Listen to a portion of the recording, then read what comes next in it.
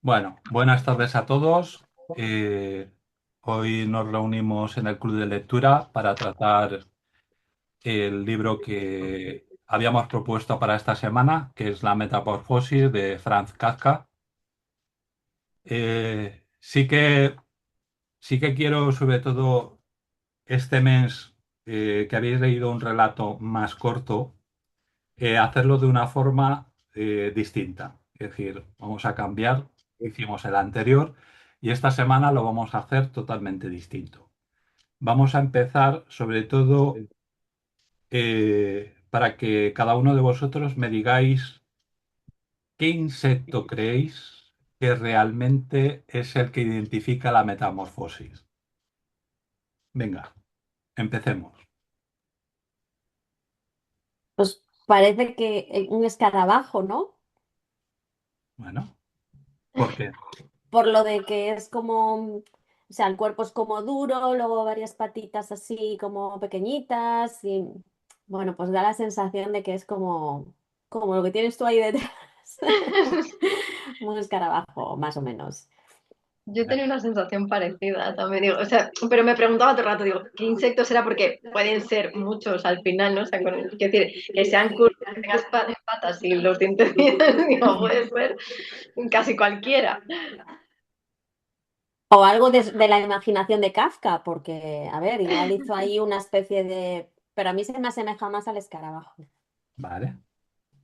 Francis, Mm, Yo siempre había entendido que era una cucaracha, pero a la que no dice tampoco. mm, Pues imaginé como un tipo de insecto que es como tenéis mucho más plano. Si da una cucaracha o de abajo, mucho más planito. Creo que es. Yo creo que es por Luego dice que se mete debajo eso, del que sofá. tenemos todos en mente Mm, la portada, mm, ¿no? Y entonces Sí, nos confunde más, igual eso que nos sí. lleva a pensar más en la cucaracha Nos que... condiciona un poco, Sí, sí. sí. yo también tengo el mismo. Tengo el mismo. Pues, pues voy a sorprender. A Voy a ver. sorprender porque la crítica que tienen sobre este libro popularmente lo asociaban a una cucaracha o un escarabajo. Mm. Es decir, pero Kafka evitó deliberadamente dar el nombre científico del insecto que había descrito. Os tengo que comentar, y ha sido muy buena la observación, sobre todo de que tiene el cuerpo redondo, eh, Duro. sí, Sí. tiene un... Kafka era tan especial en este tema que el autor nunca especificó de qué insecto se trataba. Es decir, nunca. En el texto original en alemán describe la transformación que sufre el personaje principal, porque pensad que el libro está escrito en alemán. Eh, Viene, sobre todo que lo tengo aquí, viene una curiosidad que viene sobre todo un Heis, un Heifer, que se traduce literalmente como una alimaña monstruosa o un insecto monstruoso. Es decir, él puso estas dos palabras cuando cuando escribió el libro, y el autor tenía tanto interés en mantener el misterio que en una famosa carta que mandó al editor en 1915 prohibió expresamente que se ilustrara el insecto en la portada del libro. Es decir, prohibió totalmente al editor que se pusiera un insecto en la portada. En su lugar pidió que se dibujara una escena familiar o una puerta abierta. Es decir, la escena que tenéis, que he puesto de fondo, es más o menos la escena familiar que pidió que se pusiera. Lo que pasa que con el tiempo la gente pues la fue modificando lo que era la escena original y le puso lo que es el insecto como personaje. Pero Frank Kafka siempre siempre rehuyó de que en su portada hubiera un insecto. Es decir, esto mm, tuvo bastante repercusión eh, y sobre todo a nivel de la descripción que da de cómo es su transformación. Sí que dice que tenía una espalda dura como un caparazón, que es lo que has dicho Eso. tú, y que tenía un vientre abombado, dividido en segmentos y numerosas patas muy pequeñitas en comparación con un tamaño de un coleóptero normal y corriente. Pero sí que tuvo esa observación, es decir, al editor le dijo no. En la portada Hombre, supongo que no. igual no era importante para él, ¿no? Que como que él prefiere que el lector se lo imagine, que ahí puedes echar a volar la imaginación, porque si no, supongo que él mismo, aparte de dar la descripción, lo hubiera denominado de alguna manera y no lo hace en ninguna parte del libro, con lo cual es como, imagínatelo. Es que, por ejemplo, que habéis leído el libro, en- cuando está la sirvienta casi al final del libro, hay un insecto, una palabra que cuando le dice una palabra despectiva que está escrito en alemán, After mich Kaffee, le dice viejo escarabajo pelotero, es traducido Ah, literalmente. Claro, tenemos que Kafka como tal no quería que en la portada viniera ningún insecto, pero sí que los personajes lo describen de la forma que realmente era el personaje. Y esto tiene bastante repercusión porque muchísimos críticos pues están luchando o han luchado toda la vida a ver si realmente era una cucaracha o un escarabajo. Es decir, escarabajo. ¿eh? Muy bien. Para analizar realmente el libro, la respuesta más rigurosa es que Gregorio no es un insecto real. Es decir, Gregorio como tal, Gregorio Samsa, no es un insecto real, sino es una metáfora de la alineación y el aislamiento humano. Es decir, el describirse como un bicho raro, como una alimaña, es. Como deshumanizarse o así, ¿no? Sí, sí.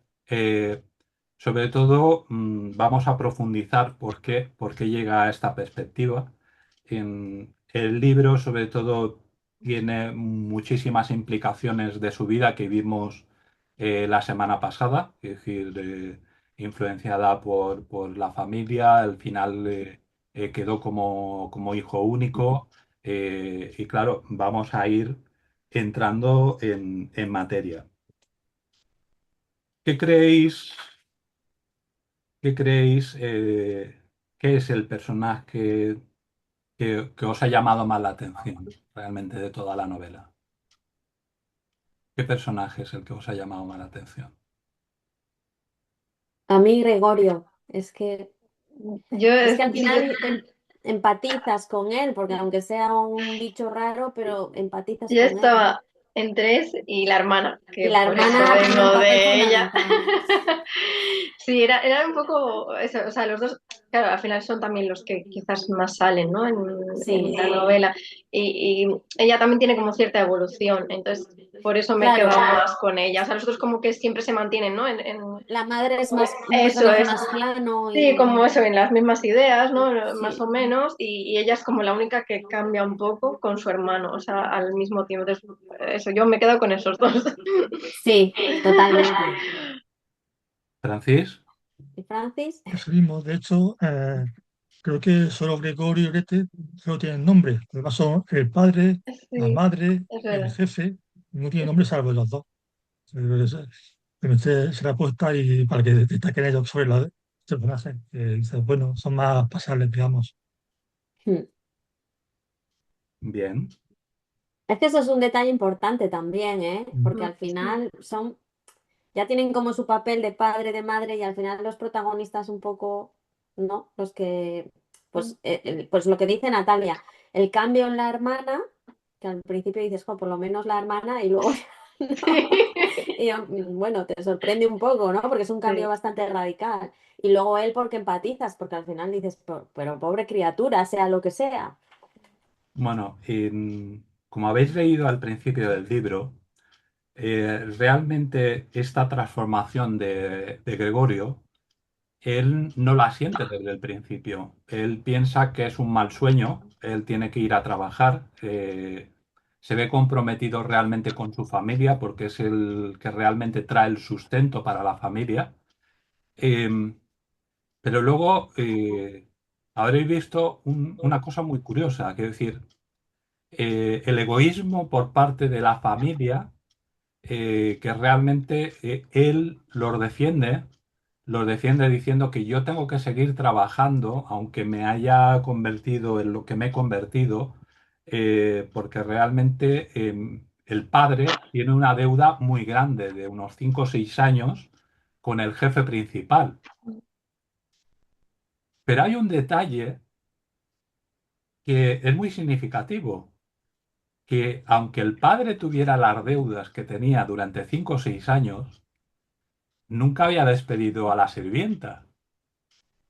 Tenía, tenía gente en casa que le hacía las cosas. Quiero decir, es un tema que realmente dentro de un relato, que es un relato corto, es algo significante de sentirse responsable de la familia cuando realmente sabes que hay una deuda que cubrir, pero el padre sigue llevando una vida como si no pasara nada.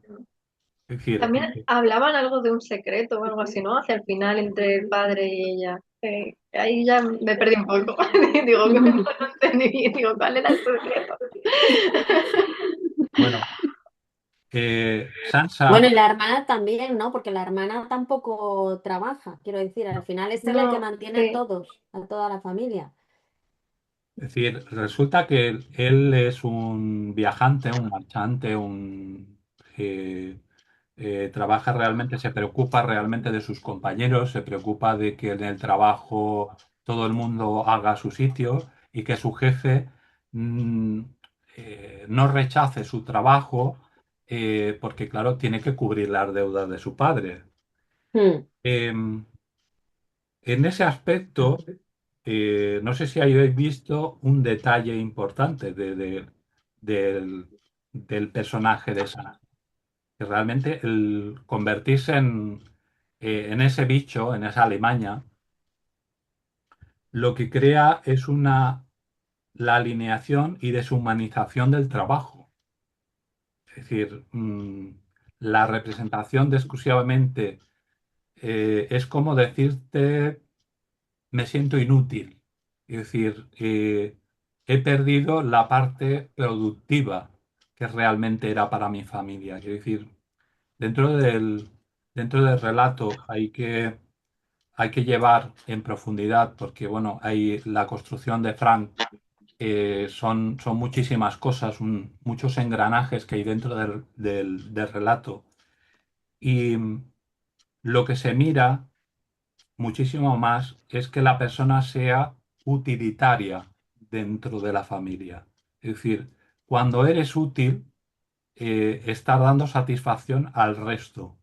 Y cuando eres un inútil, eres rechazado, que es lo que ocurre a día de hoy en la sociedad actual. Es decir, te valoran realmente por lo que tú puedas hacer, lo productivo que tú seas. En el momento que no eres productivo, realmente eres un desecho. No interesas. En la obra realmente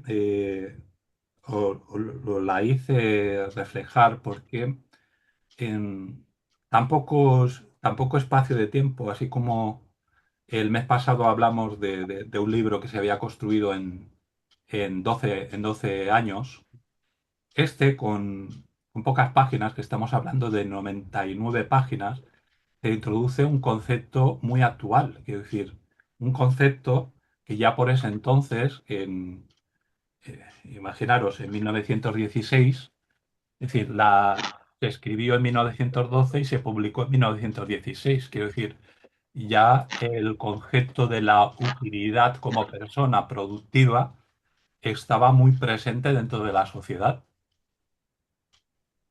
Y luego, ¿qué más habéis visto?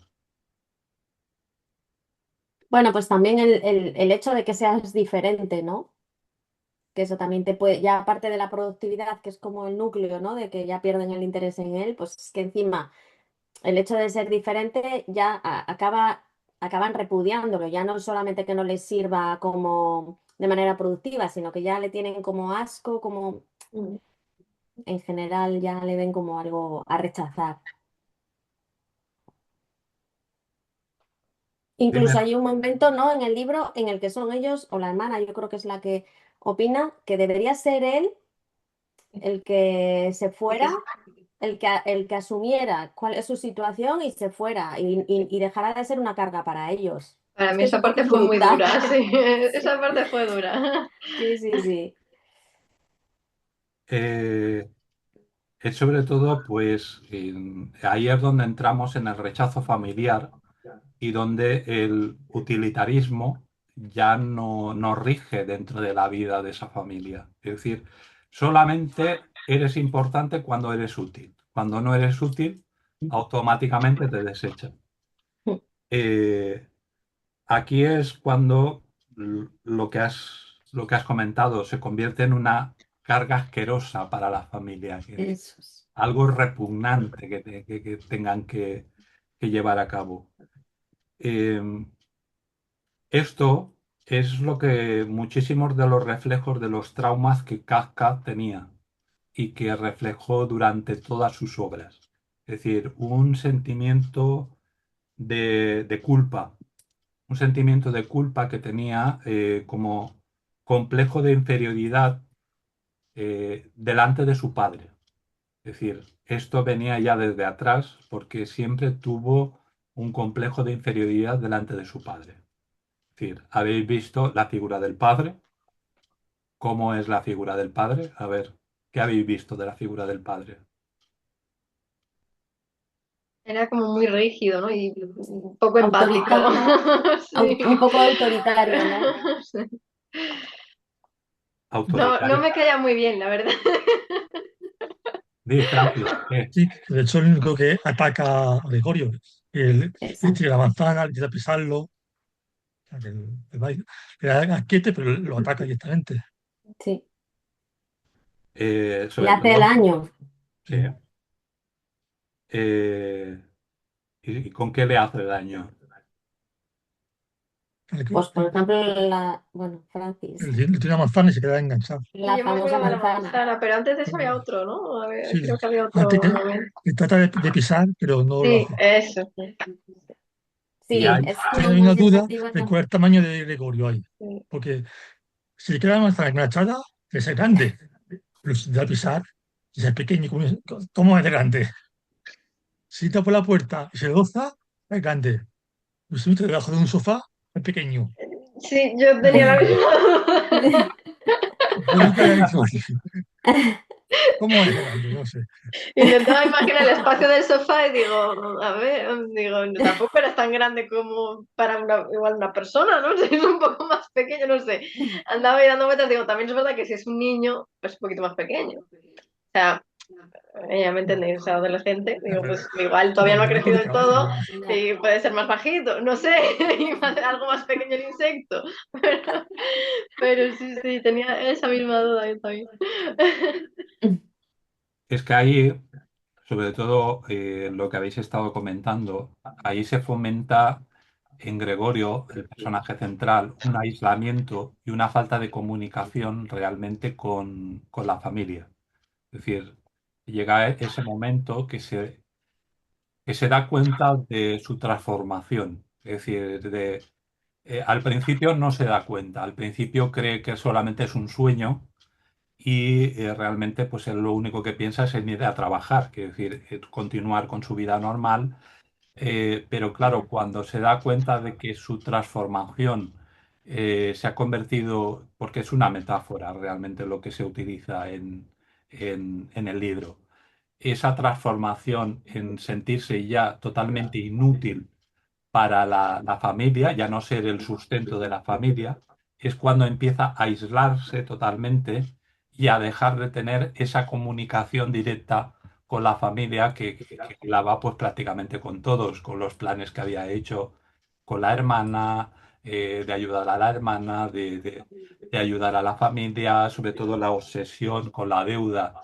que, que es esto, es una de las partes importantes del libro, quiero decir, él obsesionado con la deuda, en cambio el padre encantado de la vida, que lo sigan manteniendo. Y luego resulta que tenía un respaldo económico detrás, que no había dicho nada a su hijo y que en todo caso no hacía falta que el esfuerzo que había hecho el hijo llegara a esta situación de sentirse inútil. Es decir, claro, tú dices, vamos a ver, es que llega el despreciar de tal manera a un hijo solamente por si trae sustento o no sustento a casa, que te da mucho que pensar cuando has leído realmente la novela. Y venga, vamos a seguir con el tema. Eh, ¿Qué habéis visto en tema de violencia dentro del libro? ¿Hay violencia dentro del libro? ¿De qué tipo de violencia hay? Bueno, la física ya está clara. Pero luego también hay verbal, ¿no? Que le están diciendo todo el rato que si es asqueroso, que si... Claro, veo también violencia psicológica. Sí. El,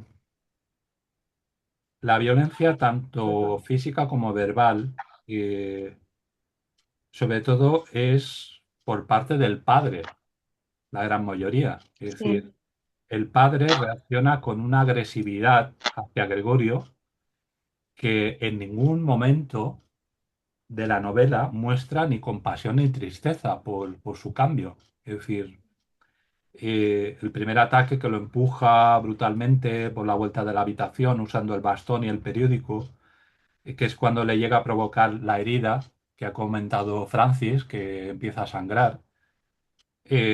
Luego, sobre todo, viene el ataque de las manzanas, que también lo habéis comentado. Em, el ataque de las manzanas es algo simbólico dentro del libro.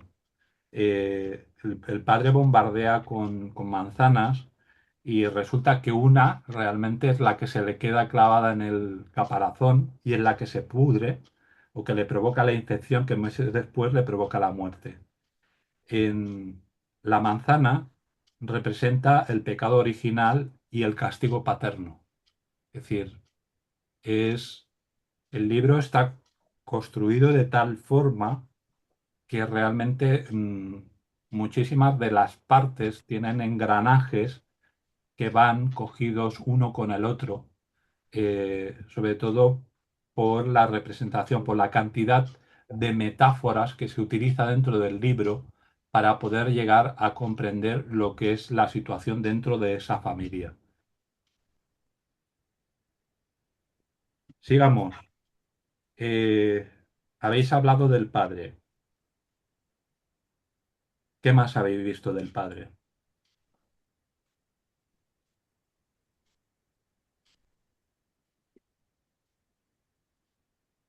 Ay, ahora mismo no Vaya. recuerdo. ¿Qué más habéis visto del padre? Mm.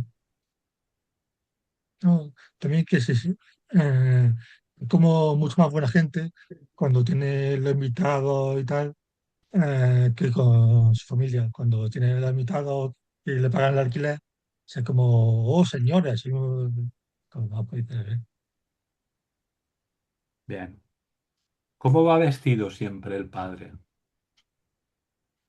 Eso me llamó la atención, lo que pasa es que no mm, recuerdo bien, como que al final, ¿no? Que decía que siempre iba con, o sea, con el Viene traje. en toda la novela. ¿Cómo va vestido? Pues yo lo recuerdo, no sé, como en un punto, eso, hacia el final, como que incide más sobre eso, pero no recuerdo ahora el tipo de traje. Bueno, pues lleva siempre un chaleco encima con unos botones dorados. Es decir, no se lo quita ni para ir a dormir. Es decir, esto representa realmente una metáfora del poder absoluto que representa la figura paterna dentro de esta familia. Es decir, la autoridad suprema y arbitraria que podemos encontrar representado en el Estado, la ley o un Dios castigador. Es decir, el padre, solamente con llevar ese traje con los botones dorados, que sobre todo la mujer se lo comenta en una ocasión y parece que casi lo ofende, eh, realmente pues él se siente como un Dios supremo, quiero decir, el que mando y ordeno y aquí se cumple todo. Y es un poco lo que realmente es ahí donde cuando juzga realmente a Sansa es cuando se siente muchísimo más débil como persona, porque si os habéis dado cuenta durante todo el libro, Gregorio en ningún momento recrimina la actitud del padre. Al contrario, lo defiende. Es decir, lo defiende a capa y espada. Como decir, representa al cabeza de familia que tiene que llevar un orden dentro de la familia. Y esto en 1912 era muy habitual. Es decir, la mujer por desgracia, quedaba relegada a un segundo o tercer lugar. Prácticamente no ofrecía ningún cambio.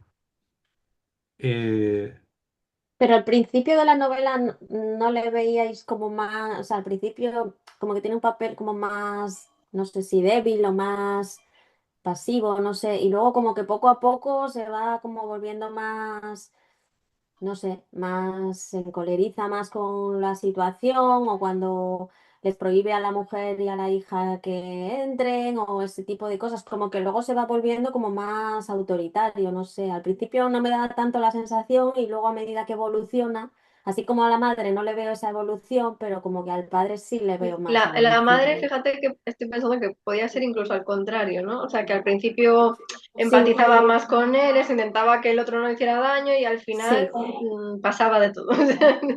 sí. Mirad, os voy a contar una curiosidad. Em, Kafka escribió una carta a su padre en noviembre de 1919 y había escrito el libro, ¿eh? Fue uno de los documentos biográficos y psicológicos más impactantes de la historia de la literatura. Era una carta que era más de 100 páginas y iba dirigida a su padre, nunca llegó a sus manos. Es decir, esa carta nunca llegó a sus manos, a Hermann Kafka, que se llamaba el padre. Lo ¿Y vimos. por qué no? ¿Por qué no le llegó nunca? ¿Porque él no Eh, quiso o sí, porque qué? porque la madre interceptó esta carta y se la devolvió a su hijo diciéndole que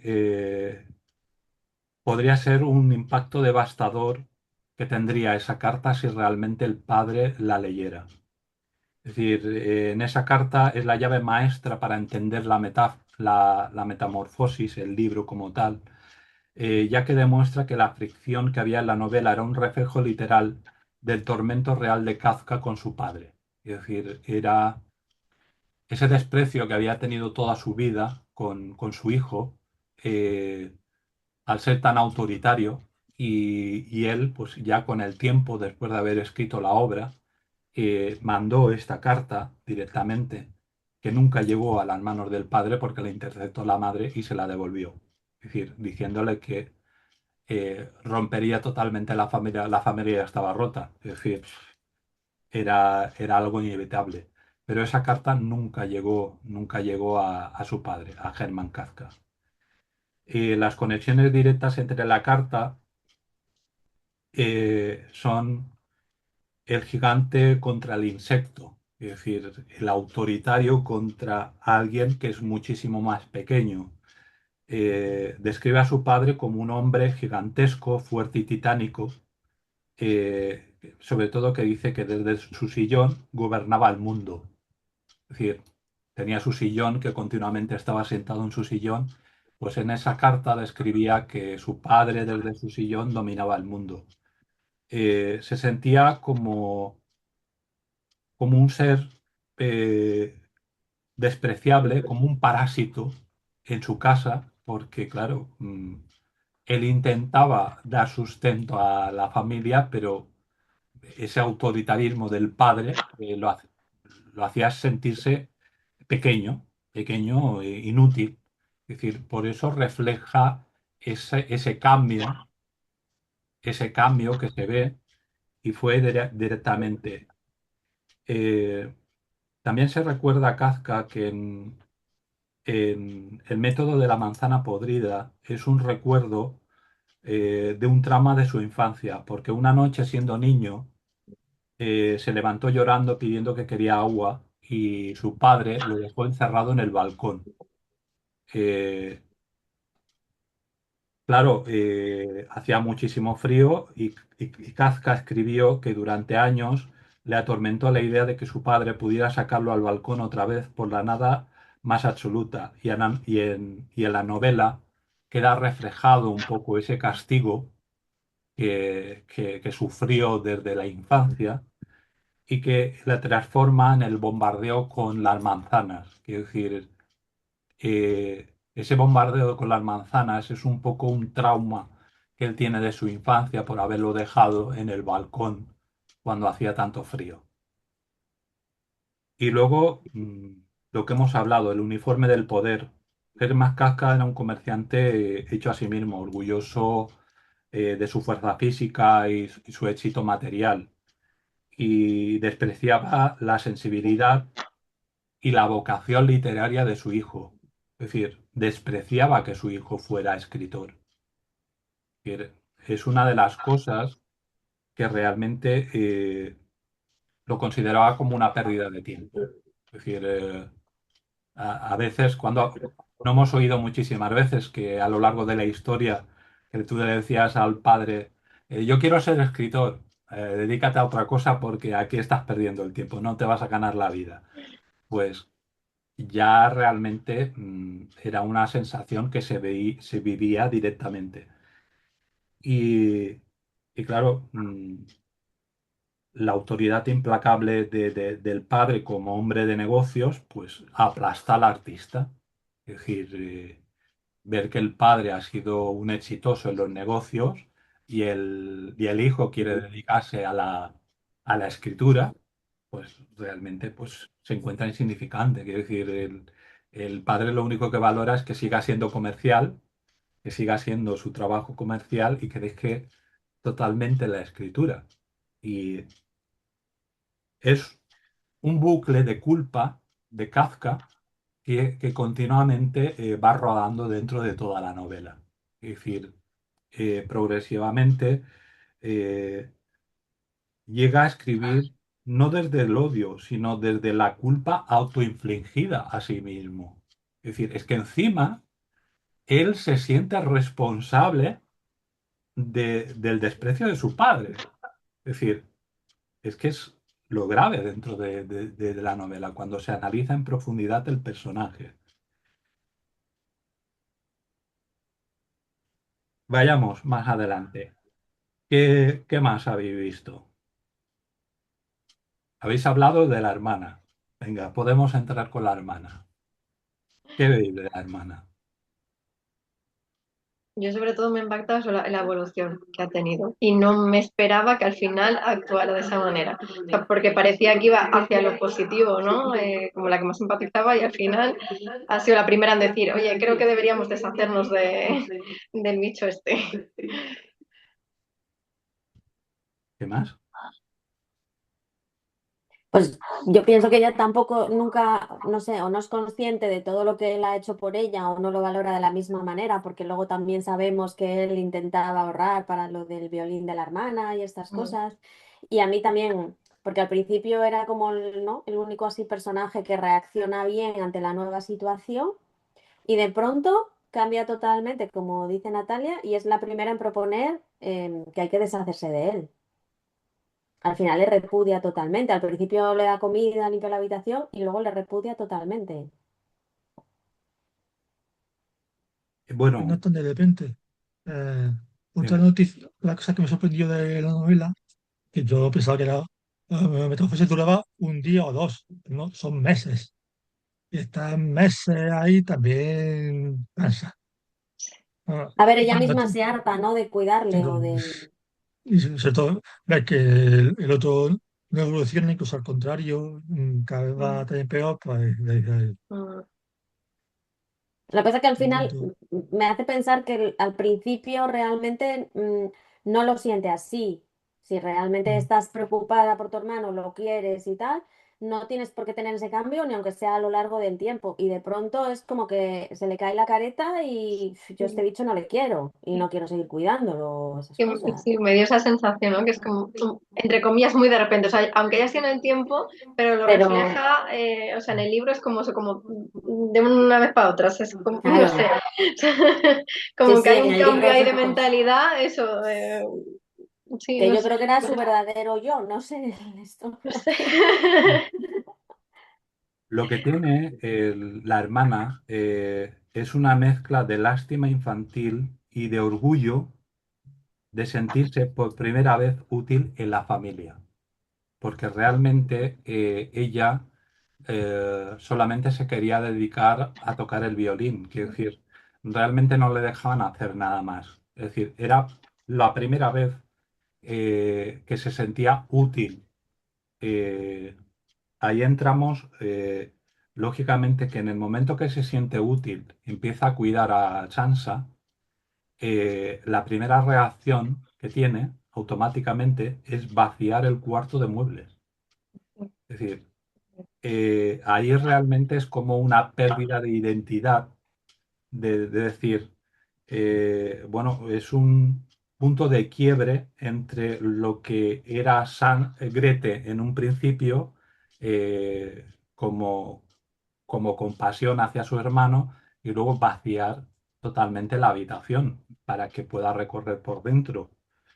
Eh, Luego también lo que habéis dicho es que llega un momento que decreta Gregorio que ya no es un ser humano, sino que ya es un animal.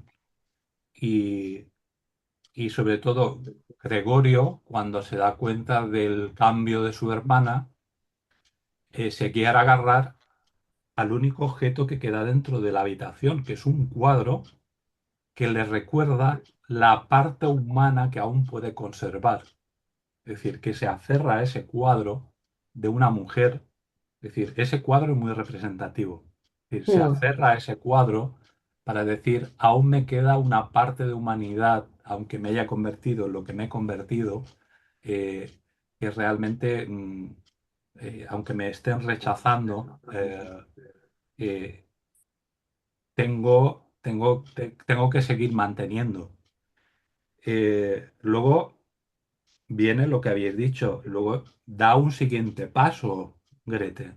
Es decir, llega al resentimiento y al cansancio laboral. Es decir, ya se siente desquiciada de tener que caer cada vez a darle de comer, de cambiarle. Ya llega un momento que ni le limpia la habitación. Es decir, eso también lo habéis visto. Y es como un momento que se da cuenta de que ella ha madurado como persona. Es decir, ha madurado como persona y realmente de tener que ser una persona útil, que no lo era, está madurando, está cambiando progresivamente. Y luego ya empieza con el abandono, es decir, empieza a descuidar la habitación, empieza a dejarlo totalmente y, y claro, él se encuentra, Gregorio, que tiene que ahorrar todas sus energías para poder sobrevivir. Em, Luego, lo habéis comentado también, la traición de la hermana, es decir, es una traición en toda regla. Lo has comentado tú, Ana. Empezar, que es cuando ya llegamos al clímax de la novela, es decir, el plantear que realmente, que dice, textualmente, queridos padres, dijo la hermana golpeando la mesa con la mano, esto no puede seguir así. Si ustedes no se dan cuenta, yo sí que me doy cuenta. No quiero que esta criatura pronunciara el nombre de mi hermano y por eso solamente digo, tenemos que intentar quitárnoslo de encima. es lo que habéis comentado anteriormente, que sí que es una parte dura, porque dices, oye, que tu hermano se ha preocupado para que tú puedas tocar el violín y se quería preocupar para que fueras a un conservatorio y de golpe y porrazo, pues el hermano ya aquí ya no pinta nada. Claro, y que sigue siendo tu hermano, aunque no te hubiera mantenido, sigue siendo tu hermano, no sé. Eh, Aquí realmente llegamos a un proceso en Grete que es como si el personaje renaciera otra vez, porque realmente la metamorfosis de la novela es que uno se marchita y el otro realmente rejuvenece totalmente. Quiero decir, eh, es como si cambiáramos los papeles, es decir, uno se marchita para que otro explote en su esplendor.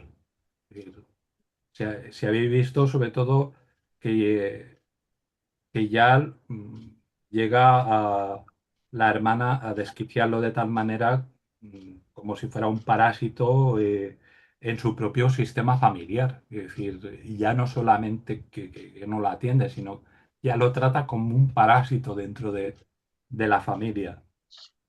Y, y claro, ahí la hermana llega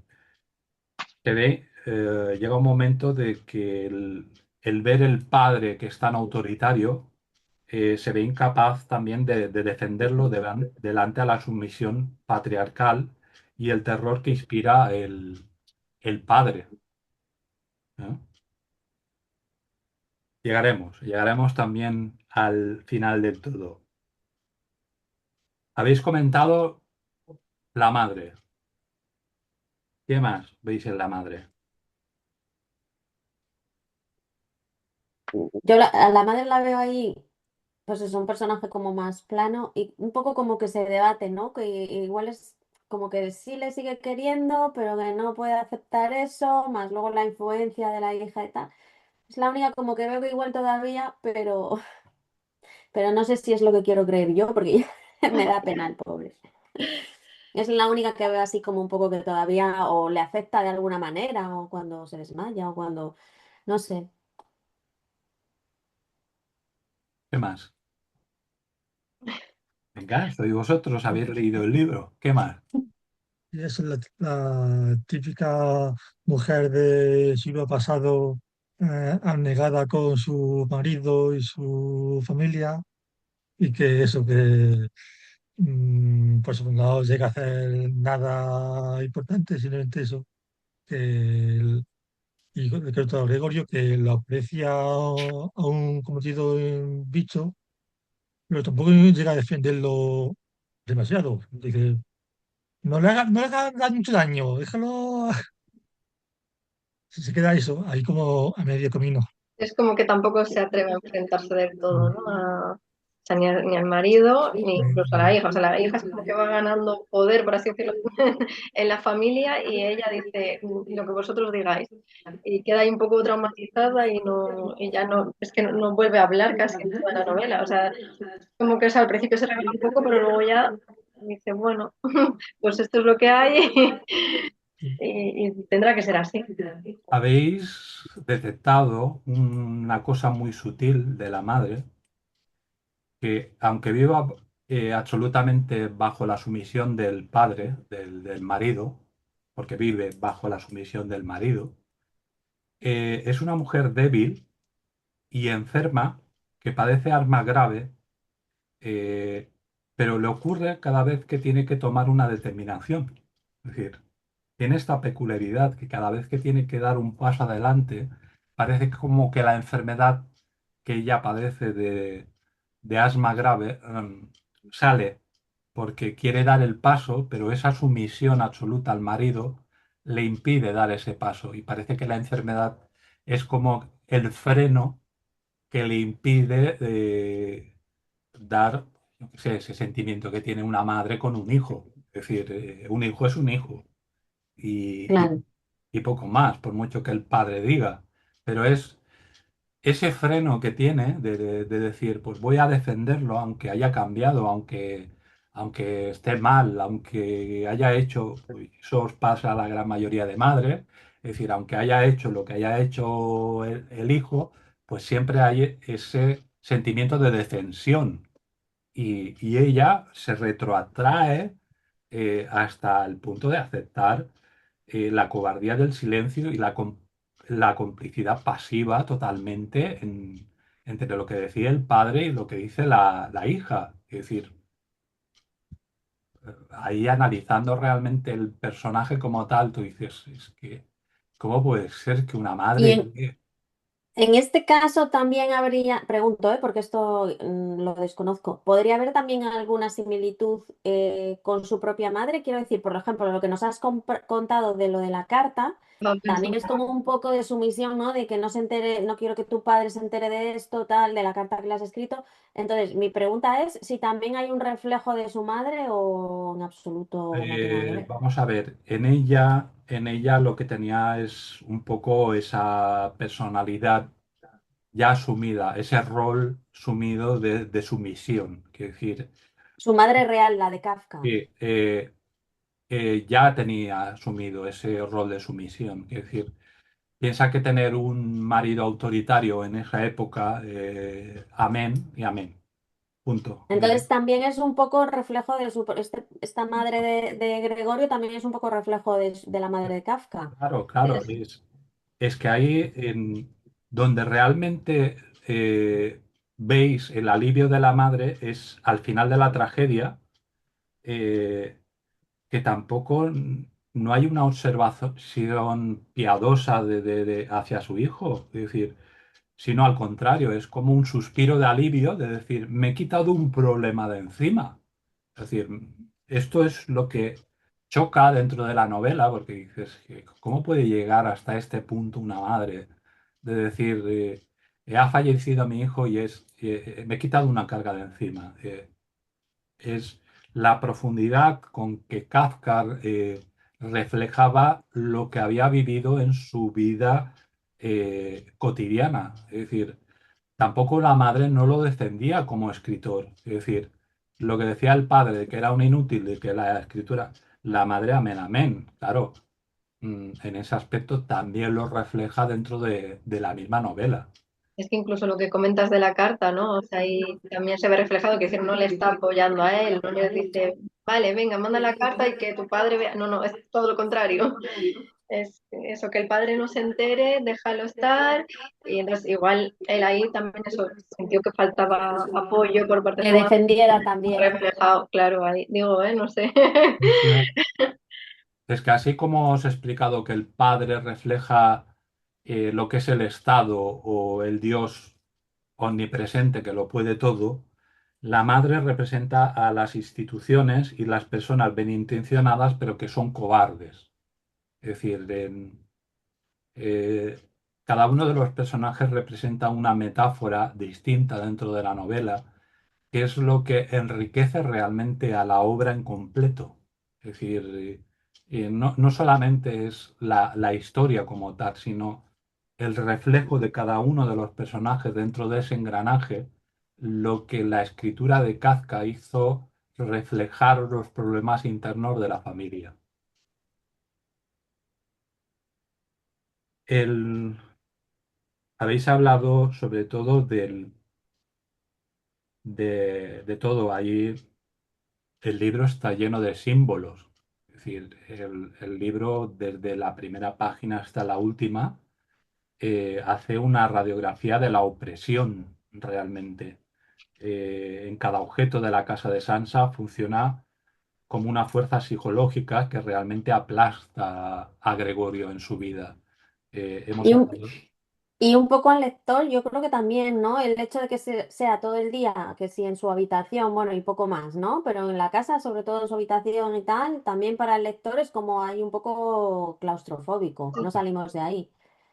Es decir, hemos hablado de los símbolos del uniforme del padre como autoridad absoluta que quiera reflejado, un poder institucional y el deber social y representar la burocracia realmente. Las manzanas, que realmente representan la culpa y el pecado, sobre todo la que se le pudre en la espalda representa, simboliza un poco la culpa judeocristiana que Gregorio carga por haberle fallado los suyos. Es decir, encima como escritor, piensa que realmente le ha fallado a la familia y, y esto también lo refleja en la misma novela. La, la música del violín es como decir, es el último rastro de humanidad que aún recuerda, es decir, que aún le queda ese recuerdo del, del oír tocar a su hermana el violín, es el último rastro de humanidad. Y, y la música representa el arte, el amor y lo trascendental, que era para él la escritura, es decir, un poco la esencia de escritor que llevamos nosotros dentro, que tú dices, yo amo lo que yo estoy haciendo, pero los demás realmente no valoran mi trabajo. Eh, y claro, al ser rechazado violentamente en esa escena, Gregorio comprende que el mundo de la belleza y de los humanos ya no le pertenece. Y es cuando realmente ya se rinde y, y realmente pues en el final, es decir, que el final que se deja vencer realmente por el sistema opresor de todo. Y el final de la novela es un poco un trabajo sobre el existencialismo, que defiende que el ser humano tiene que estar completamente solo y que la existencia procede de la esencia. Esto sobre todo los filósofos decían que somos lo que hacemos, no lo que nacemos para ser. Y, y un poco la muerte que Gregorio es una de las mayores cumbres literarias en la carrera filosófica. Es decir, el ver ese cambio que da, quiero decir, esa evolución que se está dando dentro y que muere por inanición existencial, quiero decir, ya no, ya realmente se vence viéndose que realmente ya él no se siente útil. Y esto ya lo hemos hablado, sobre todo del trauma de la infancia, quiero decir, arrastrar un trauma como ese, pues imaginaros en el resto de escritos cómo puede ir marcando a un escritor para llegar a hacer una obra como es La Metamorfosis y luego esa carta que escribió de 100 páginas que ni tan siquiera ya llegó a su padre. Y realmente la metamorfosis absoluta de Kafka se refleja en la hermana. Es decir, el final de todo, que ves que la familia realmente se ha quitado un peso de encima y luego ve que realmente su hija ha madurado tanto que ya es casadera y hay que buscarle un marido. Es decir, realmente Goethe ha hecho una transformación brutal. Es decir, de no ser útil a realmente a convertirse en un objeto útil como era Gregorio Samsa al principio de la novela.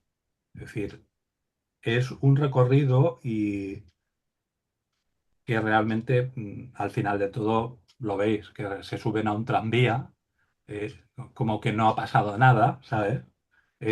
Vamos a salir ya de casa porque, claro, también se vieron en la necesidad de que como Gregorio no podía subir sustento, se tuvieron que poner ellos también a trabajar. Ah, ¿Eh? Que tuvieron esos tres personajes dentro del hostal atendiéndolos y que se les marcha cuando ven que realmente Gregorio aparece en medio de la escena. Claro, de tener un sustento que no hacían nada a que realmente tenerse que volver a poner a trabajar, pues realmente el cambio era, pues dice, bueno, pues hay que echar el trasto viejo que tenemos en casa y tenemos que continuar con nuestra vida porque ahora tenemos a otra que si la casamos podemos tener otra vez la misma riqueza que teníamos al principio. ¿Qué más? Decidme, ¿qué más? ¿Qué habéis visto realmente con todo el relato? Yo te iba a comentar, bueno, justo de lo que estabas hablando ahora, que hay una escena en donde se ve muy bien eso que comentabas, que era cuando lo ve todo como desde arriba, ¿no? Y ve que cada uno está haciendo una función. Y, o sea, eso, una toca el violín, el padre estaba atendiendo a los... Sí, no me acuerdo. Y luego la madre no sé si estaba cosiendo o algo así. Y ella decía, mm, pues si ellos pueden hacer todo, ella no me necesitan, o sea, y le molestaba eso, o sea, que él, saber que se la podían apañar sin él, vamos, que esa escena también me impactó un poquillo.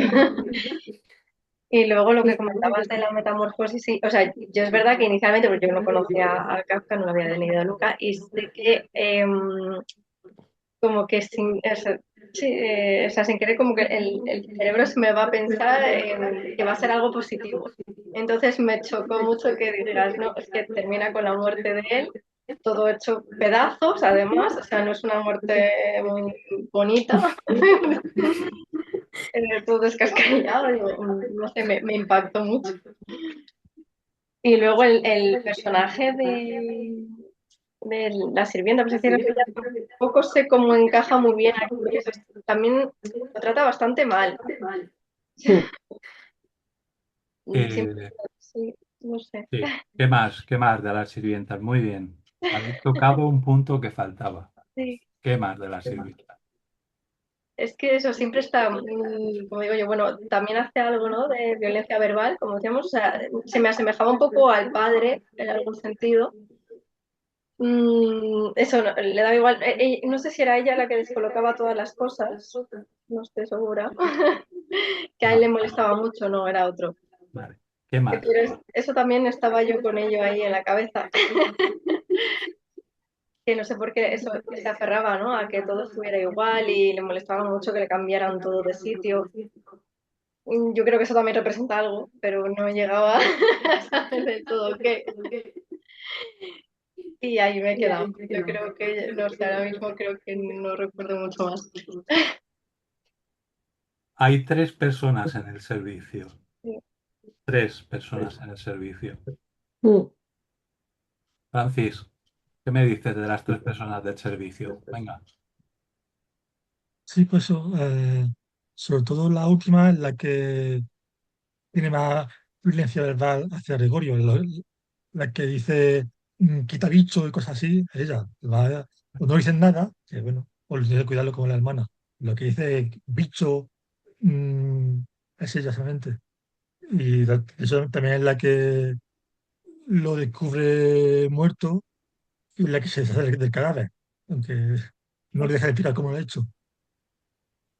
La primera que tienen contratada en la casa es la que se asusta y no quiere salir de la cocina, la primera de todas, que al final se marcha. La segunda que tienen realmente ve el trabajo que tiene que hacer en casa y al final propone que la despidan, que no va a decir nada de lo que está pasando dentro de la casa, que encuentra que pasan cosas muy raras dentro de la casa y la tienen que despedir con la condición de que no va a decir nada. Además, es la propia criada la que expone a la familia que no va a decir nada de lo que ha visto. Y luego lo que has dicho tú, la sirvienta, la asistenta, porque contratan a una última mujer, que es la asistenta, que en la página 74 hay una expresión, que es la que has comentado tú, que dice, esta viuda, harto crecida en años y a quien su huesuda constitución debía haber permitido resistir los mayores amargos en el curso de su dilatada existencia, le dice, ven aquí, pedazo de bicho, vaya con el bicho este. Es decir, realmente la última es la que no le tiene miedo a Sansa, es el que realmente el- la que asiste a la limpieza total de la habitación y es el que lo echa realmente fuera. Las demás presentan un miedo ante la situación, no solamente ante la situación de Gregorio, sino realmente ante la situación familiar. Claro, al ser una mujer mayor y siendo viuda, pues ella ya le da exactamente igual. Es decir, ahí es, la última es un poco también se vuelve autoritaria como el padre, es decir, el imponer un poco el sentido de decir, pues mira, si esto estorba en casa, pues le damos puerta y se acabó el tema. A ver, lo Y que pasa que también la última, la que la asistente, la última, eh, ya, ya cuando ella empieza, para ella ya es un animal, ya es un bicho, porque la anterior sí ha vivido la transformación, le da miedo, tal, pero es que para la última yo creo que le desprecia porque para ella desde el muy primer momento ya es un bicho. bueno, como habéis visto, los temas claves realmente de esta novela es lo que reflejan es la utilidad y el valor. El libro explora cómo el aprecio de quienes nos rodean a menudo depende de nuestra utilidad y de lo que podemos aportar económicamente. Es triste, pero es así. Y luego también otra de las claves refleja la culpa y el aislamiento, la incomunicación y el encierro de Gregorio que refleja la angustia moderna y la falta de empatía, a veces que se siente delante de la sociedad, es decir, un poco la marginación de la misma sociedad cuando realmente pues te consideran pues alguien ya no productivo. Y imaginaros en 1912 ya se vivía unas situaciones de este tipo pues hoy actualmente, mira el tiempo que ha pasado, nos encontramos exactamente en el mismo punto. Es decir, estos temas claves de la novela hoy en día se repiten constantemente. Y esto es la dinámica de un escritor, es decir, se resiente a la hora de escribir una obra. Es decir, estos traumas que iba arrastrando, que realmente pues la obra de Kafka es muchísimo más extensa, tiene muchos más relatos, tiene muchas más cosas y por eso lo consideran una obra cumbre del autor que en tan poco espacio, es decir, así como hablamos del anterior que en 12 años escribió realmente esas 400 y pico de páginas, este, en tan poco espacio de tiempo, en 99 páginas, 96 páginas aproximadamente, la cantidad de engranajes que metió dentro de un mismo relato.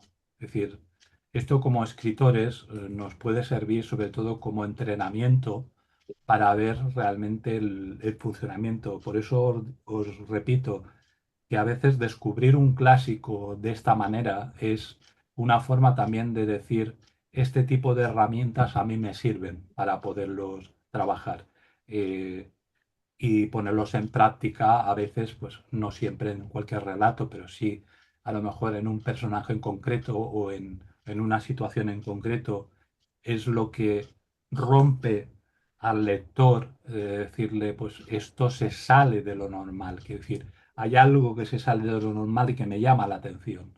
Y es lo que pretendió también dentro de la obra en, en esta transformación, que quiere decir, la transformación del personaje principal y luego la transformación realmente, la metamorfosis se completa con la hermana. Es decir, es un círculo que se cierra totalmente y vuelve a empezar, porque mm, en una familia de este tipo, si realmente podemos seguir analizando la obra. Imaginaros que continuara la obra y que realmente pues la hija, Grete, no consigue un marido que realmente cumpla con las expectativas del padre. Es decir, llegaríamos otra vez al mismo punto de Gregorio. Es decir, ahí está el secreto de toda la obra que da una vuelta completa y es para mí también una de las obras cumbre en literatura que es necesario poder analizar. Espero que os haya gustado. Yo me alegro mucho de haberla leído y de hecho lo puse en una reseña o algo de esto, porque la primera vez fue en el instituto y claro, para mí leer esto fue como, esto no tiene ningún sentido, ¿sabes? No, no entendí nada, ni simbología, ni nada. Entonces, bueno, aunque no sea el tipo de que yo tampoco la puedo analizar en profundidad, pero bueno, por lo menos la he podido leer de otra manera y bueno, no sé, o sea, me alegro de haberla vuelto a leer tantos años después, porque la he visto de una forma diferente. Y si habéis Sí. descubierto muchísimo más cosas, mejor. Sí, eso te iba a decir yo, que es que, claro, de leerlo simplemente por encima sin saber nada, a profundizar o sea, bueno, el relato de este caso digo, no tiene nada que ver. Mm. Quiero decir, porque puede parecer menos de lo que es. Yo le comentaba, por ejemplo, eso, digo, a ver, digo, yo los personajes, por ejemplo, en general me parecían bastante planos, como que faltaba desarrollo, ¿no? Más sentimiento, pero ahora eso que ves, cómo está cada uno encajado y la función que tiene, lo vas viendo de otra manera. Entonces ya dices, vale, entonces ahora sí entiendo porque es una gran obra. Claro, Faltaba esta clase, o sea, claro. faltaba la sesión que me dijera por qué. Y Sí, sí, totalmente. sí, como descubriendo eso, todos los detalles, las características que pues, no, hay algunos que ni me imaginaba, o sea, como lo de las manzanas, por ejemplo, no se me hubiera ocurrido que tuviera esa simbología. Francis, ¿algo que añadir? Y el caso es que todo el mundo conoce la metamorfosis, porque es un libro súper famoso, pero por ejemplo, yo no lo había leído hasta ahora. Y me ha sorprendido mucho. Por eso pensaba que sería mucho más corta la historia, que se dejó un día o dos, que son meses. El final me sorprendió mucho. Eh, que una obra que eso, que está bastante bien, y que eso, que el hecho de que sea una obra cumple de la literatura, pues tiene su porqué también. Bueno, vamos a la del próximo mes. A ver, sorpréndenos. La, la del próximo mes teníamos una valoración en el club de lectura que pusimos sobre todo que en eso tenéis que participar, y os lo repito, ¿En cuál? en Es que creo que WhatsApp, en el tenemos WhatsApp. que meterles, ¿no? En el grupo igual. No, los tienes que meter, sí, Eso es, ¿En claro. un grupo de WhatsApp? sí. Ah, sí, yo no estoy, ¿eh? Hemos creado un grupo de WhatsApp para votar realmente el libro que queréis para cada mes. Es decir, ¿Y qué hacéis? ¿Proponéis algunos y se vota o por cada uno ejemplo, propone? se propone que queréis de ciencia ficción, que queréis de fantasía, que queréis romántica, que queréis de terror. Es decir, me da exactamente igual. Es decir, preparar un libro como este con cualquier otro es exactamente el mismo trabajo. Es decir, eh, en este mes se había puesto en marcha, os lo hará llegar Natalia, os introducirá dentro del grupo y bueno, yo os voy a explicar cuál va a ser el del próximo mes. Habían hecho una pequeña votación, habían escogido entre ciencia ficción y fantasía. Coincidió que en el viaje a Francia, eh, en una de las librerías que entré en Monteliu, quiero decir, no creo las coincidencias, quiero decir, había en un lado de la pared que estaba anunciada Anima, Ah, una. En otra de las paredes estaba la de la Metamorfosis de Kafka, en francés, y en uno que anunciaban, bueno, ponían postes y todo esto, había una anunciada de ciencia ficción y otra de fantasía. Resulta que las dos yo las tenía en mente. Es decir, tanto la de ciencia ficción como la de fantasía las tenía en mente. Y me llamó mucho la atención. No sé si sale la grabación, sino es que vale la pena porque parece que estaba hecho a propósito. Es decir, salían exclusivamente las portadas de los libros. Estaban en francés, eso sí, no estaban en español. Y yo me quedé, cuando salí fuera, lo comenté, le digo, mira qué casualidad montar un club de lectura, venirte a una librería francesa y encontrarte los pósters de los libros que estás haciendo en tu club de lectura. Es decir, es impresionante. Bueno, pues la sorpresa es que para este mes vamos a tratar con un escritor de fantasía. ¿Eh? A más de uno le va a encantar. Y vamos a hablar de Michael Ende. Mm. Eh, Michael Ende es un personaje muy peculiar. Se llama Michael Andreas Helmut Ende, nacido en noviembre de 1929 y murió el 28 de agosto de 1995. Otro escritor alemán, es decir, todo lo bueno abunda, eh, especializado en literatura infantil y fantasía. Sus obras más conocidas, pues ya lo sabréis, La historia interminable, Momo, Jim Boughton y Lucas, el maquinista. Sus libros se han traducido a idiomas de todo el mundo y, bueno, se han vendido millones de ejemplares, han inspirado películas, obras de teatro, óperas. Eh, Fue uno de los autores más populares, sobre todo del siglo XX, y sobre todo eh, porque se dedicó exclusivamente a la ficción para niños. Es decir, era un momento que realmente, aunque también publicó libros para adultos, pero se dedicó exclusivamente a los niños. Y eso fue uno de sus mayores éxitos. En la biografía, su mejor personaje, pues, ¿quién va a ser? Pues Momo. Es uno de sus personajes más famosos. Hay una escultura y todo en Hannover, en la Plaza Michael Ende. Él fue un hijo único de un pintor surrealista, Gareth Ende, y de Luisa Bartomé, una fisioterapeuta. Toda su infancia estuvo marcado por el tema artístico, en el que se movía su padre. Eh, una cosa muy curiosa es que se apuntó a un grupo antinazi llamado Frente Libre Bávaro, mientras que era estudiante. Y, pero debió suspender sus estudios para poder servir en el ejército alemán. Es decir, tiempo después su familia se mudó a Múnich y, y lo cual sería de una gran influencia para Ende más tarde en sus obras. Múnich marcó también una influencia muy grande en sus obras que lo refleja. Entre 1947 y 1950 estudió interpretación en la escuela Otto Falbeck en Múnich.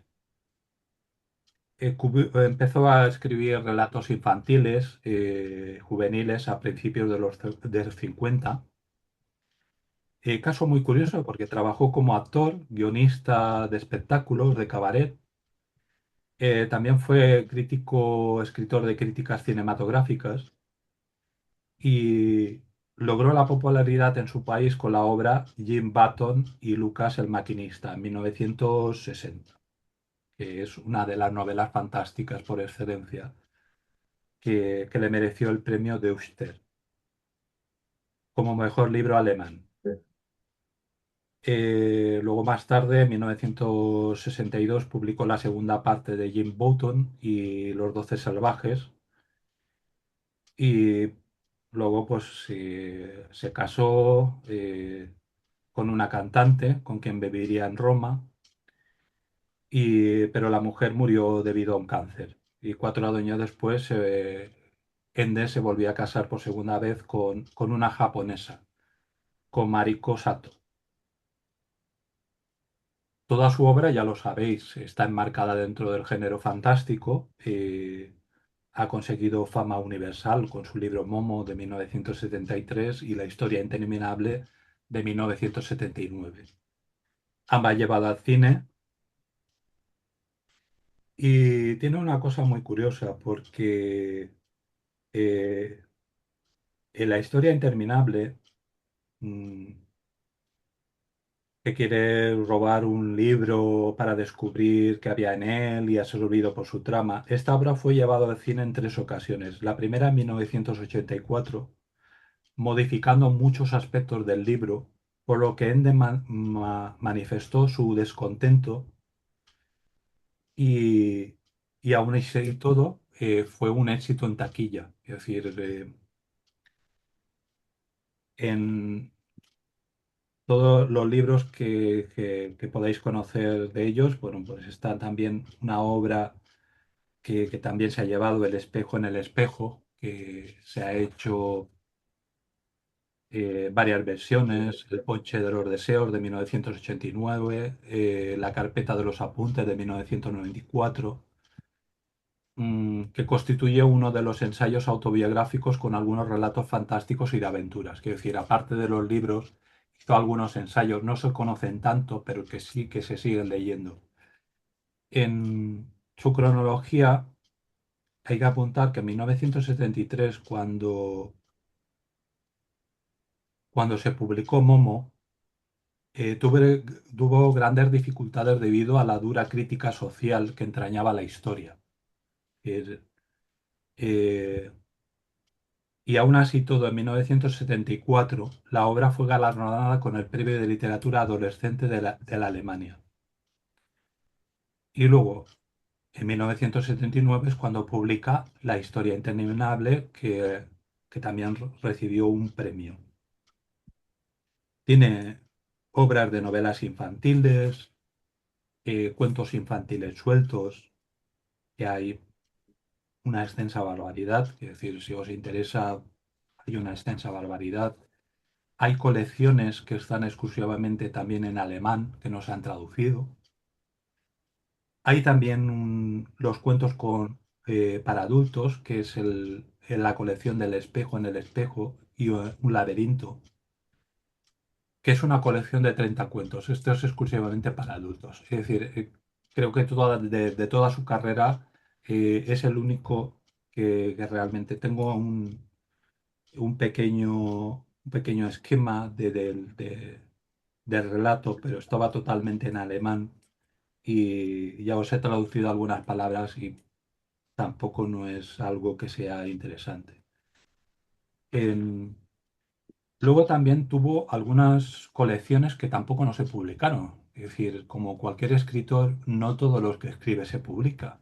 Es decir, quedó muchísimas obras en el cajón, como es La leyenda de la luna llena, que se recuperó en 1993. Quiero decir, lo recuperaron y luego salió adelante, pero en su momento no lo publicó. Quiero decir, quedó relegado en un cajón y bueno, como ocurre, con el tiempo se descubre un manuscrito y alguna editorial pues se dedica a sacarlo adelante.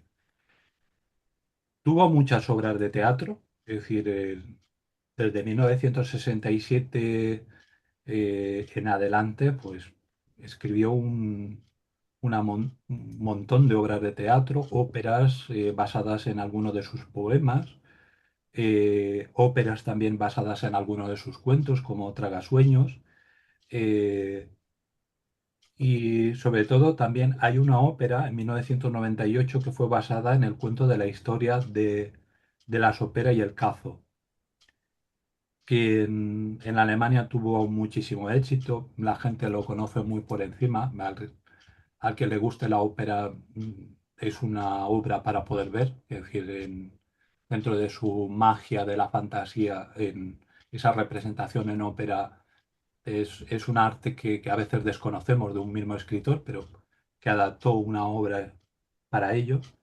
Luego también escribió poemas o libros sueltos.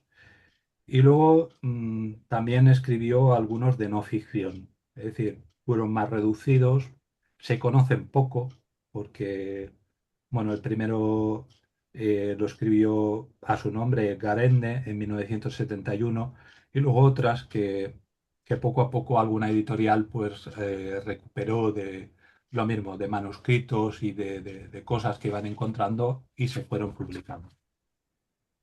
Las adaptaciones de sus libros, pues bueno, son innumerables, desde cine, series, dibujos, y mayoritariamente, pues las que más destacan, pues son La historia interminable y Momo. En- Luego tiene una serie de notas que hizo que abarcan 12 cuentos para niños publicados anteriormente por Ende como volúmenes independientes. Eran como especie de folletines. Ya os he hablado anteriormente que muchísimos escritores a veces utilizaban la prensa para hacer estos pequeños folletines, para introducir eh, esas pequeñas novelas que comprabas, que eran a lo mejor 3 o 4 hojas, leías a lo mejor el primer capítulo y luego tenías que esperar a que saliera el próximo periódico al cabo de una semana para poder seguir la historia, porque tenías que conseguir el otro folletín de las 3 o 4 hojas.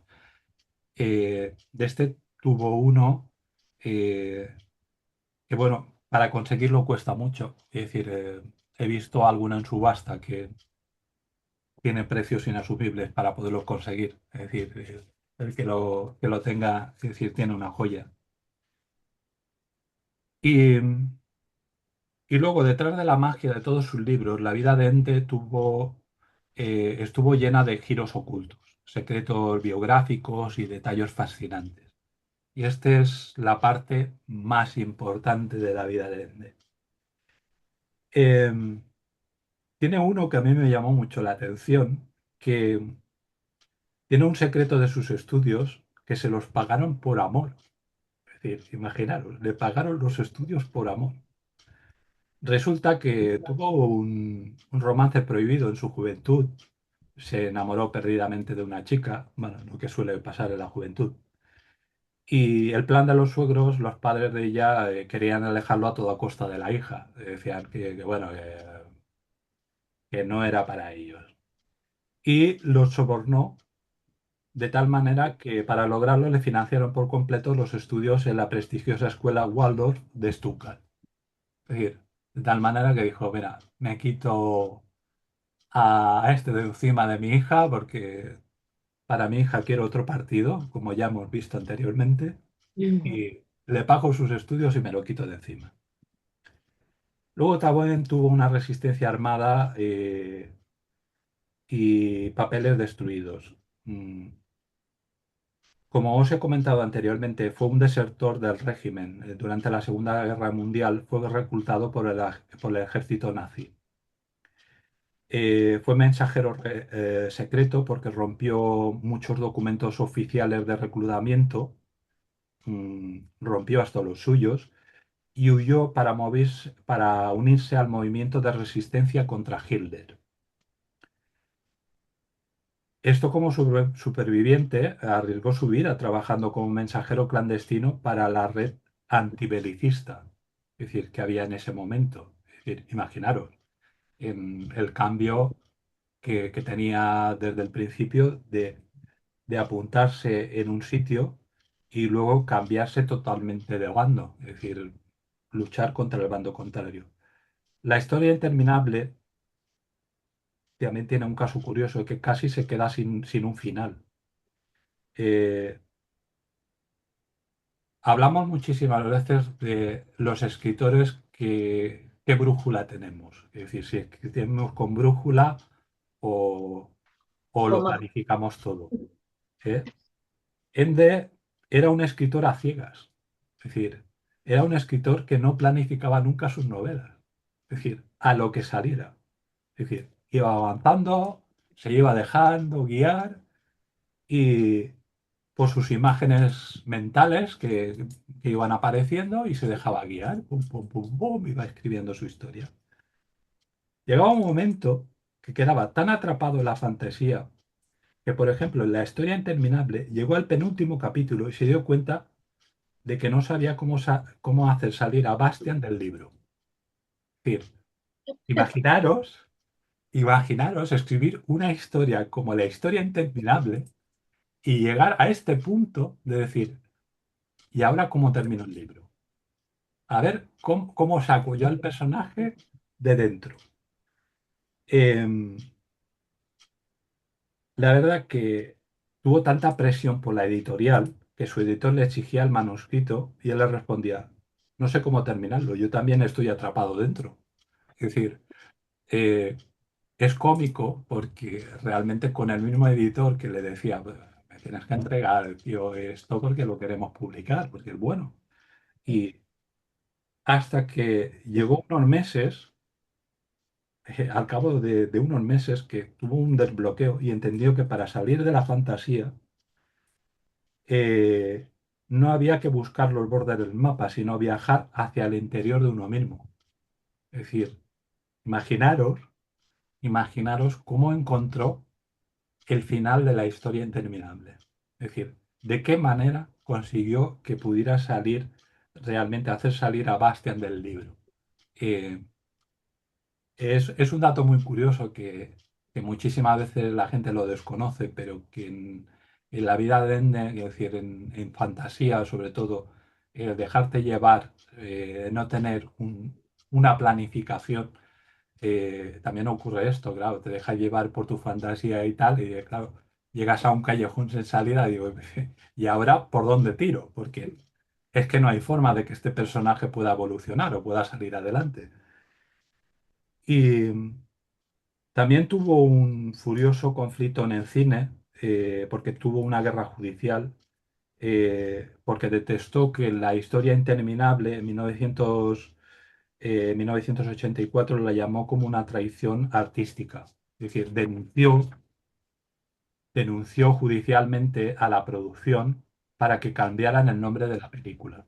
Es decir, eh, pidió hasta y todo en el juicio que borraran de los créditos, que borraran su nombre. No quería que su nombre apareciera en los créditos de la película. Y, y le enfureció tan profundamente que convirtieran la majestuosidad en finge de su libro en un monstruo con pechos gigantescos. Quiero decir, eh, esto le sacó de sus casillas y bueno, emprendió la demanda que realmente pues, contra la productora y contra todo lo que había en ese momento para la adaptación de la película de su libro. Es decir, luego también el activismo político involuntario fue al final un defensor de la bandera antinuclear. Es decir, en los inicios de 1980, que marchaban por las calles, su obra llegó a ser una representación de Momo como un símbolo contra la energía nuclear y la prisa del capitalismo moderno. Es decir, la gente lo utilizaba, la portada de Momo, para utilizarla como símbolo. Y aunque múltiples partidos europeos intentaron reclutarlo como portavoz de sus causas, nunca se unió a ninguna. Es decir, nunca se puso al lado de ninguna otra. Bueno, no se casaba con nadie. Mm, El hombre era muy liberal en ese aspecto y sobre todo, pues, haber vivido el tema del reclutamiento forzoso, pues, le hizo cambiar totalmente. Michael Ende hundió ambas realidades en su obra, ya que su herencia trágica de su padre y su propia búsqueda espiritual fueron los pilares que le dieron la vida al mundo, como creó la historia interminable. Volvemos a lo mismo de siempre, lo que hemos vivido anteriormente con el otro libro. Eh, Su padre era pintor, es decir, su padre de Ende era pintor. Él vivió muy de cerca, eh, sobre todo el seguimiento de la Gestapo, es decir, la Gestapo continuamente, todo lo que salía de la norma de la raza aria y todo esto estaba totalmente prohibido. Es decir, no podías crear obras que no estuvieran dentro de la línea, pero claro, el padre era pintor. Es decir, y en el taller del padre, sobre todo, tuvo que utilizar pintura en tarros totalmente herméticos, que solamente los utilizaba porque sabéis que cuando se utiliza óleo se tiene que utilizar la trementina para poder disolver el óleo y poderlo pintar.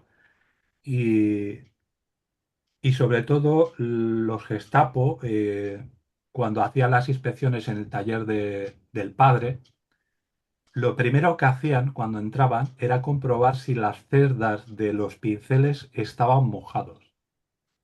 Es decir, esto lo vivió muy de cerca Michael Ende con su padre. Porque claro, si realmente estabas haciendo obras que estaban fuera de lo que marcaban, era un delito penal bajo el régimen del Tercer Reich. Luego también el padre se encontraba asfixiado para poder desarrollar su arte de pintura, porque todos los materiales estaban prohibidos. Es decir, en ese entonces vivió muy de cerca que su padre le gustaba tanto de la pintura, pero no podía comprar lienzos, no podía comprar óleo, no podía comprar pigmentos. Y si le encontraban algo, se podían exponer a desmantelarle totalmente el taller y llevárselo preso. En- para evitar el olor del óleo, que es lo que yo os digo que se tiene que utilizar, el padre sobre todo lo que utilizaba era pintar en la oscuridad mentalmente y imaginaba sobre todo lo que eran las escenas, unos bocetos rápidos a carboncillo, que, que como los guardaba todo en frascos herméticos, muchísimas veces lo guardaba detrás de cualquier sitio, sobre todo para que los perros cuando entraban a hacer las inspecciones tampoco no los detectaran. El utilizar esta técnica de arte mental también lo que le ayudó muchísimo es a, a poder desarrollar eh, su mundo de fantasía que luego, pues progresivamente con los años fue creando. De pequeño Michael Ende presenció varias de estas requisas. Ver a hombres armados registrar los lienzos de su padre, para él fue una subversión y, y lo fue y lo fijó como un rechazo absoluto. Lo tiene reflejado también en Momo cuando habla de los hombres de gris. Es decir, si os acordáis, cuando habla de los hombres de grises, es un poco reflejando a los hombres de la Gestapo cuando hacían los, los registros en el taller de su padre. Es decir, eh, también he encontrado bastantes mensajes ocultos que utilizó en el amuleto de Aurin de la Cabala, pero esto realmente utilizó varios de los que algunos los habréis descubierto leyendo sus libros, es decir, casi todos los escritores, tanto en fantasía como en cualquier otro género, por circunstancias de la vida y por lo que han vivido dentro de su entorno, quedan marcados por situaciones en concretas que lo meten dentro de su literatura como símbolos, como recuerdos a lo mejor de esas vivencias que en cierta forma lo traumatizaron. Mayoritariamente, la gran mayoría de símbolos los podéis encontrar dentro de la historia interminable. Casi la gran mayoría están metidos dentro y son reflejos de la Cábala. Eh, que bueno, es un libro que si luego os apetece, pues tiene muchísimas cosas. Tiene desde la pérdida de los recuerdos, como un vacío alquímico, el agua de la vida como el retorno al origen. eh, como la verdadera voluntad y luego una dualidad divina que en fantasía se suele utilizar bastante.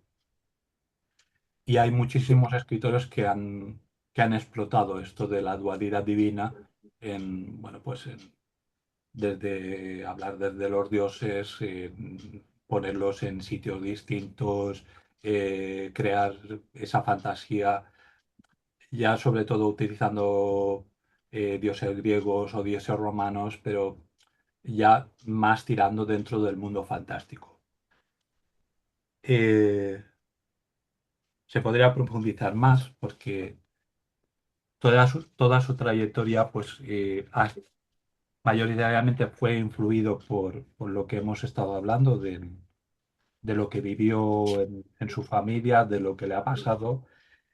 Y realmente para este mes yo os iba a proponer un libro que para mí representa una lectura en dos periodos distintos de vuestra vida, que es la de Momo.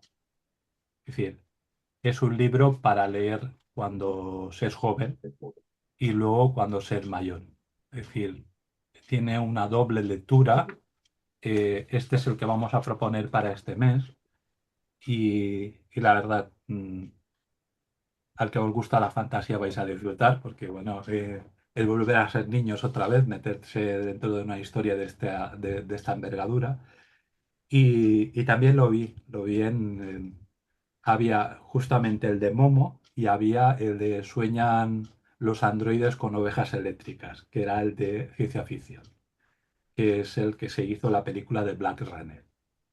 Eh, Había mirado para conseguir el de las ovejas eléctricas, pero es un libro que prácticamente está agotado, no hay ediciones y es muy complicado de conseguirlo. Es decir, tiene que ser un sitio de libros de segunda mano. Ya había mirado para hacerlo, pero viendo la dificultad de conseguir un libro para hacer el club de lectura, pues me he decantado más por un libro de fantasía. Es decir, ya veremos, podremos tratar otro de libro de ciencia ficción en otro momento, pero para este mes tenemos el libro de Momo. Espero que lo disfrutéis. eh, Dentro de un mes ya hablaremos de él. Es decir, leerlo en profundidad. Es decir, lo mismo que estamos haciendo con cada uno de los libros. Leerlos en profundidad.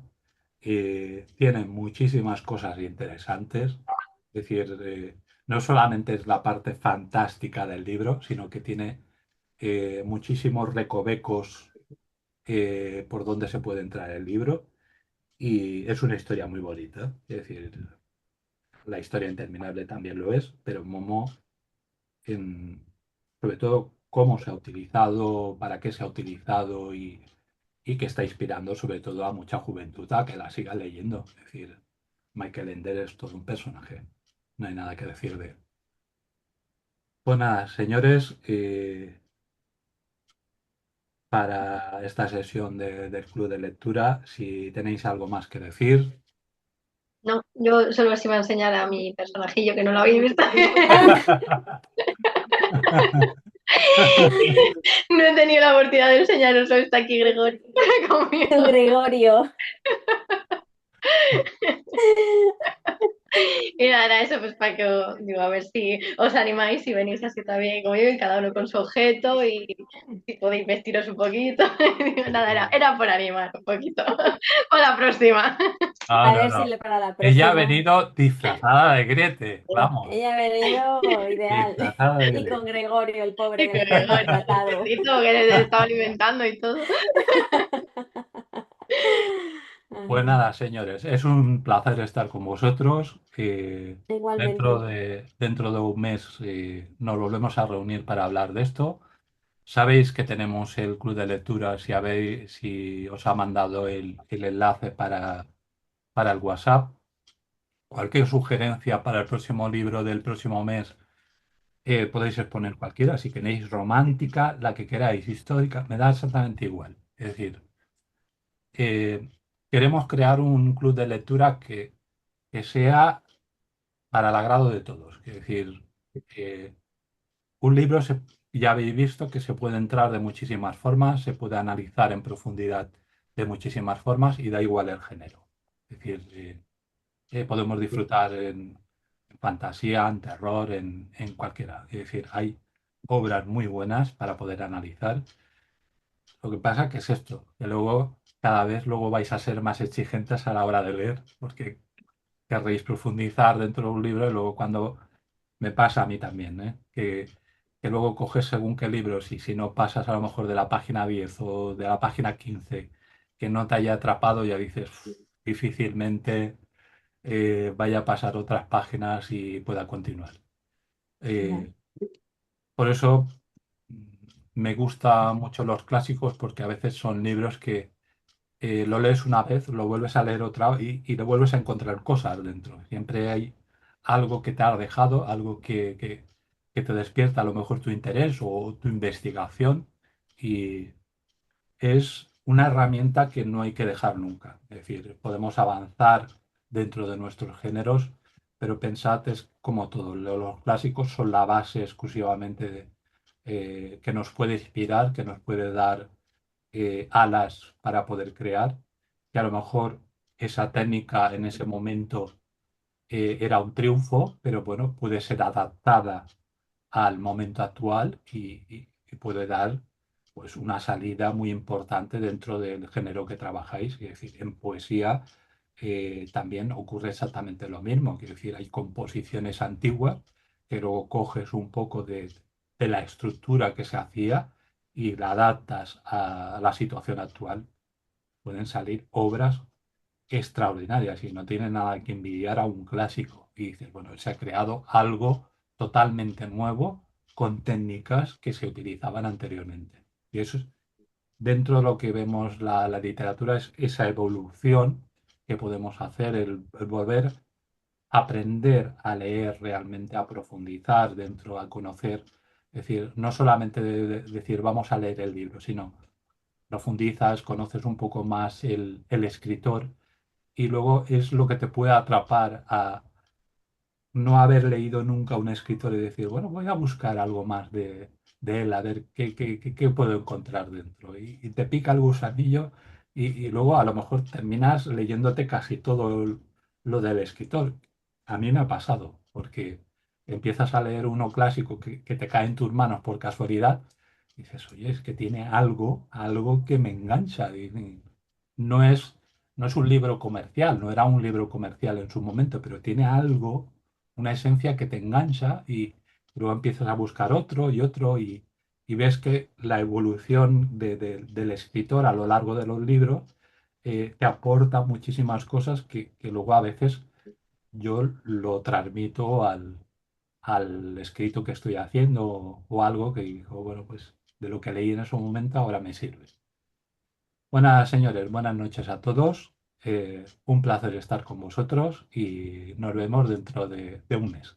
Juan, no, te iba a decir si podemos quedarnos un ratín, chiquitín, para comentarte alguna cosilla. Y ahora sí, paramos esto.